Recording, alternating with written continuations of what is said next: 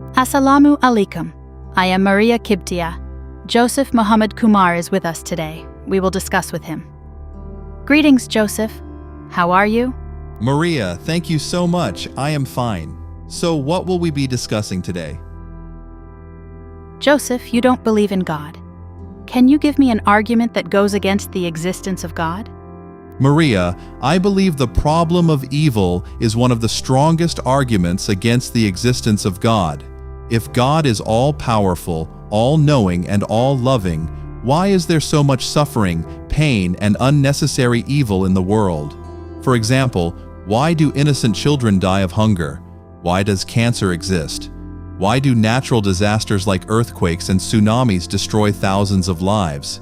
If God is truly all-loving, wouldn't He want to eliminate all this suffering? Joseph, I understand that the existence of suffering and evil raises difficult questions. However, I don't think it disproves God's existence.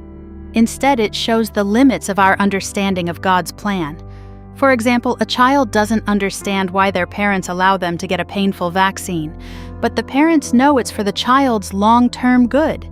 Similarly, we may not always understand why God allows suffering, but that doesn't mean there isn't a greater purpose behind it. Your example is interesting, but it's not entirely accurate.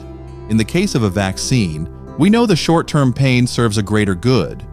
But when a child dies of hunger, what greater good could possibly come from that? It seems completely unnecessary and unjustifiable. If God is all-powerful, He could have created a world where humans enjoy free will and love without the existence of such unnecessary suffering. You're suggesting that God could have created a world without suffering. But do you realize that a world without suffering would mean a world without free will?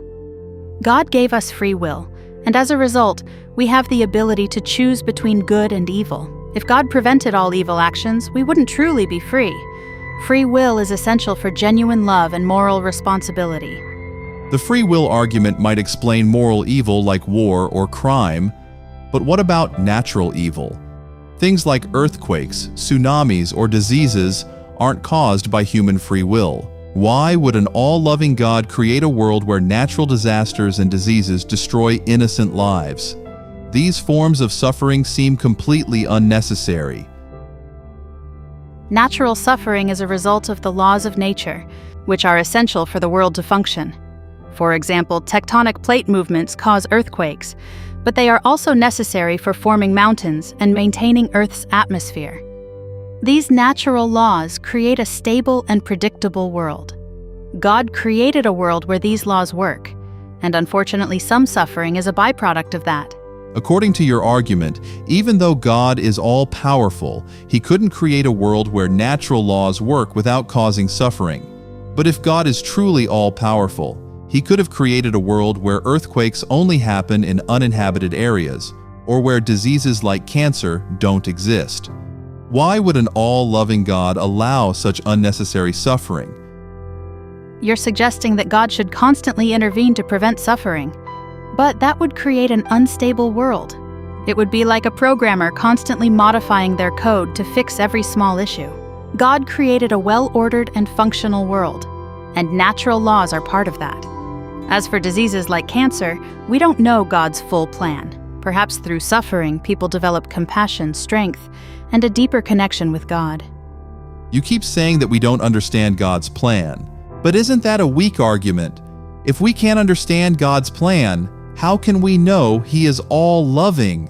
And if God is truly all-loving, why does He remain hidden in the face of suffering? A loving God would make His presence known to comfort those who are suffering.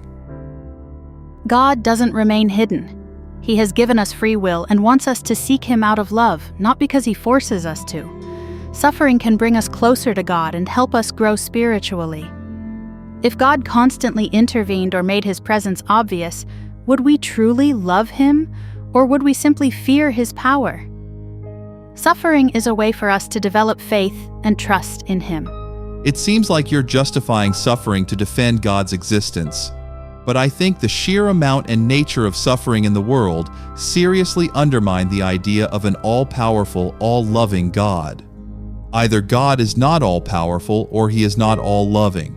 And if he lacks either of these qualities, then he cannot be the God you believe in. I admit that suffering is a difficult question, but I believe that with our limited knowledge, we cannot fully understand God's plan. Even in suffering, God's love and purpose are present. It's a test of our faith and trust in Him. Through suffering, we can grow closer to God and develop virtues like compassion, patience, and resilience.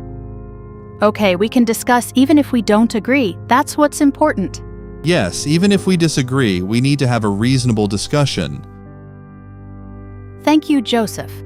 Thank you everyone for watching this video till the end. Don't forget to like, follow, and subscribe to our channel for more videos like this.